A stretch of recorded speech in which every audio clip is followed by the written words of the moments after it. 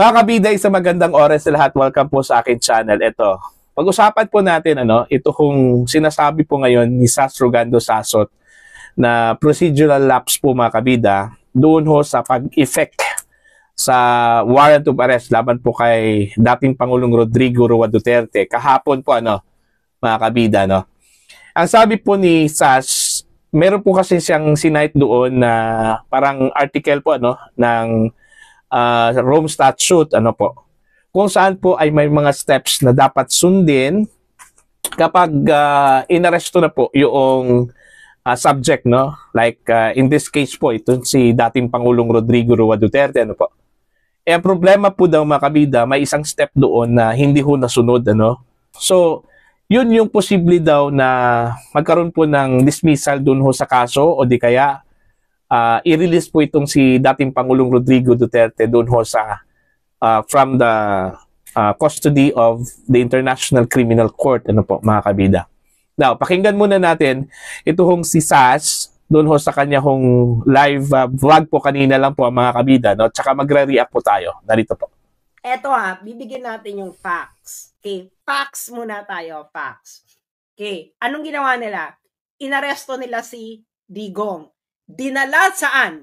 Dinala si Digong pagka-aresto. Saan? Saan dinala? Isulat nyo nga. Saan dinala si Digong nung inaresto siya? Saan siya dinala? Saan po siya dinala? Saan po siya dinala? Si Digong nung inaresto siya. Saan siya dinala? Hindi ba sa Villamor Air Base?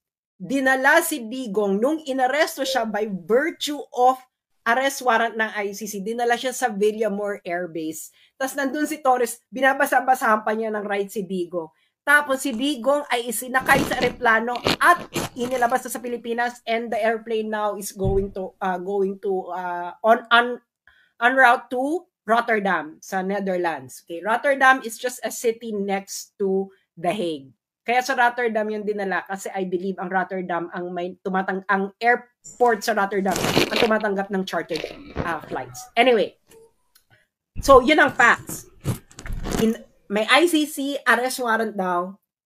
Kinuha si Duterte, dinala sa Villamor Air Base. That's a fact. Nakita niyo yung lahat. Ano ang arrest proceedings ng ICC? Makinig ka, Enrile, itong international law. Okay. Ano? Ito, papabasa ko sa inyo. Article 59, ito ang arrest proceedings ng custodial state.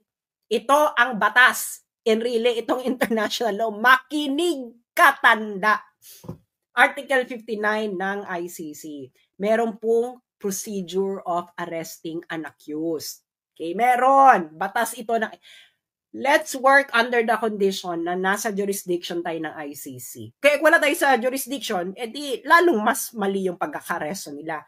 So, assuming for the sake of argument na ang Pilipinas ay under sa jurisdiction ng ICC, meron pong arrest proceedings ang ICC. Ano ito? Nandito ito sa Rome Statute, and really, magbasa ka! Magbasa kayo, PNP, magbasa kayo! Bong-bong, wag puro singhot.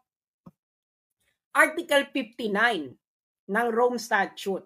Anong sinabi ng Article 59.1? Ito ang procedure, procedure. A state party which has received a request for provisional arrest or for arrest and surrender shall immediately take steps to arrest the person in question. Ano ibig sabihin yan? Pag naka-receive ka, arrestin mo kagad. Correct. Sabihin natin, correct yung ginawa nila. Inaresto nila. Nakatanggap sila ng warrant of arrest. Inaresto nila. Pero may next step, mga friends. May next step pag inaresto mo. Ano ang step 2? Step 2. A person arrested shall be brought promptly before the competent judicial authority in the custodial state, which shall determine in accordance with the law of the state that 1. A. Warrant applies to the person. 2. The person has been arrested in accordance with the proper process. And C. The person's right have been respected. Step 2 pa lang tayo. Anong sabi nito? Tatagalogin ko. Pag ikaw ay inaresto, anong dapat ang gagawin sa'yo ng arresting officer? Dadalin ka sa harapan ng competent judicial authority. Ibig sabihin, si Digong dapat dinala saan? Sa hukuman ng Pilipinas. Sa harapan ng hukuman ng Pilipinas. Pero anong ginawa nila? Saan nila dinala si Digong? Sa Villamor Air Base. Kailan naman naging korte ang Villamor Air Base? Napakalinaw dito, mga engot kayo. ICC law ito. Ito ang ICC procedure. Ito yung pinagmamalaki ninyo, violate nyo yung law. Number 1 violation, hindi nyo dinala si Digong sa harapan ng competent judicial authority. Yung competent judicial authority na yun, which is ang ating korte, dapat ididetermina ng competent judicial authority ng Pilipinas na 1, na ang warrant ay nag-a-apply kay Duterte, and number 2, na yung naaresto si Duterte has been accordance with the proper process. Was it proper process? Hindi mo nga dinala sa harapan ng competent judicial authority. Torres, tanga ka! Ikaw ang may kasalanan nito. Ignorance of the law. What? Excuses no one. Nasa batas ng ICC, Torres, Bongbong Marcos, na pag inaresto mo, may inaresto ka na may warrant of arrest from the ICC, dadalhin mo yung inaresto mo dapat sa harapan ng competent judicial authority sa bansa mo. Yaan ang nasa batas ng ICC. You violated it. You violated it. Okay. Diba? Violated na. Kita nyong lahat. Saan dinala si Digong? Dinala ba si Digong sa harapan ng competent judicial authority? No! Kitang-kita nyong lahat. Siya dinala sa Villamor Air Base. Hindi ba? Villamor Air Base. Villamor Air Base is not a competent judicial authority. The AFP, na yun ang pugad ng AFP, Villamor Air Base is not a competent judicial authority. Torres is not a competent judicial authority. Sino lang ang competent judicial authority sa Pilipinas? Nasaan ang judicial power sa Pilipinas? Nasa Supreme Court and the courts. Dinala ba nila sa kahit anong korte sa Pilipinas si Duterte? No. So they violated ICC rules already. Doon pa lang. They violated procedures. At alam to ng mga lawyers, if you violated a procedure, anong mangyayari sa kaso? Diba? If things are fair, anong mangyayari? Tanungin nyo sa mga lawyers. Tanungin ninyo sa mga law din.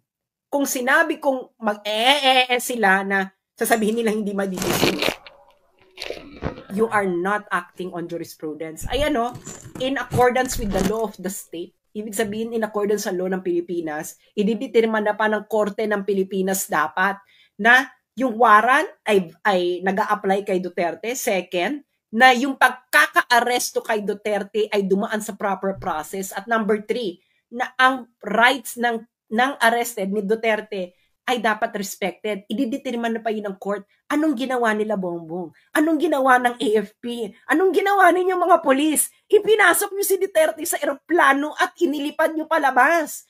Is this according to the arrest proceedings ng ICC? No. Is it according to the arrest proceedings ng Pilipinas? No. So kayong mga polis, kayong AFP, anong batas ang sinusunod ninyo? Sabihin nyo sa mga Pilipino. Anong batas ang sinusunod ninyong batas ng Pilipinas? Definitely no. Batas ng ICC? Definitely no. Dahil ayon mismo sa ICC, dapat ang inaresto ninyo ay dinala mismo sa harapan ng competent judicial authority ng Pilipinas. At yung competent judicial authority na yon, dapat ay aalamin pa na ang warrant ay nag-a-apply kay Duterte. ang arrest proceedings ay proper, at ikatlo, ang rights ni Duterte ay respected. Hindi nyo ginawa yan. So definitely, kayong mga sundalo, kayong mga pulis, anong batas ang sinusunod nyo? Explain it to the Filipino people. What was the law did you follow? What was the law did you follow? Illegal. Everything that you did is illegal. You are not following the Constitution. You are not even following the ICC statute. So what are you following, kayong mga sundalo at mga pulis? Magising kayo! Ayan po, malinaw yung sinabi po ni Sas, ano? May sinite po kasi siya, mga kabida, ito hong Article 59, ito hong Rome Statute, ano po, kung saan may step doon, ano? Number 2. Okay? Ano po yung number 2 step dito ho sa Article 59? Alright? Arrest proceedings in the custodial state. Okay?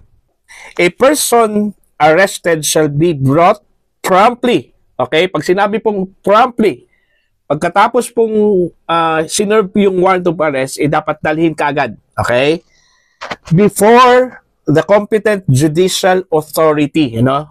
Ang ibig sabihin ng competent judicial authority, korte po yun, ano, mga kabida. In the custodial state, which shall determine in accordance with the law of the state. Yung custodial state na binanggit po, mga kabida, ni Sas, ay yung Pilipinas daw, ano? Yun yung kanya hong interpretasyon, no? Na dapat, ang ginawa po ng mga arresting officers, pagkatapos po daw na inaresto po itong si Digong, dinala dapat kaagad doon ho sa isa hong competent judicial court or judicial authority. Okay? Ito hong si Digong. So, ano pong purpose kung bakit kailangan dalhin po yung akusado, yung arrested person, doon ho sa isang competent judicial authority, ano? Unang-una po, ito po, na number 2 pa rin. Step number 2, dito ho sa Article 59. The warrant applies to that person. Okay? Number 2, the person has been arrested in accordance with the proper process. And number 3, the person's right have been respected. So, ang ibig sabihin po, mga kabida, kailangan pong dalhin doon sa isang competent judicial authority para po tingnan kung yung warrant of arrest ba na sinerve po doon o sa akusado o sa arrested person ay authentic. Tama ba? Pangalawa, kailangan po, mga kabida, na masiguro na nirespeto yung karapatan po, mga kabida, ng isang arrested person, kagaya po ni dating Pangulong Rodrigo Roa Duterte. So yun po yung dahilan kung bakit kailangan po siya dalhin sa isang competent court. Okay? At yung pagkakaintindi po, mga kabida, ni Sas ho sa custodial state, yung Pilipinas daw, ano? Kasi ho, dito ho nagmula yung arrested person. Okay? So ang tanong po dyan, ginawa po ba ng mga arresting officers yun? Yung pagdala po ni dating Pangulong Duterte doon ho sa isang competent court? Wala, hindi ho ginawa, ano po, na? So, yun po yung kanya hong analysis po dito, ano, na meron pong hindi nasunod na isang step yung arresting officers doon ho sa pagpapatupad po, mga kabida, ng warrant of arrest laban po kay dating Pangulong Rodrigo Roa Duterte. Eto po, ni-research ko talaga, ano ba talaga itong custodial state at sino yung custodial state? Yung Pilipinas po ba ay kabilang sa kinukonsidera po, mga kabida, na custodial state, ano? Nagpatulong talaga ako sa ChatGPT, ano po, para malinaw at malaman po, mga kabida, kung ano ba talaga itong custodial state. Ito, babasahin ko po, para po malinaw po, mga kabida, kung ano po itong custodial state. Ito po, the Philippines is not generally considered a custodial state in the strict legal sense. However, in the context of former President Rodrigo Duterte's case, particularly concerning the International Criminal Court investigation, it depends on the interpretation of the jurisdiction and custody. Ano pa? Na? Ito po.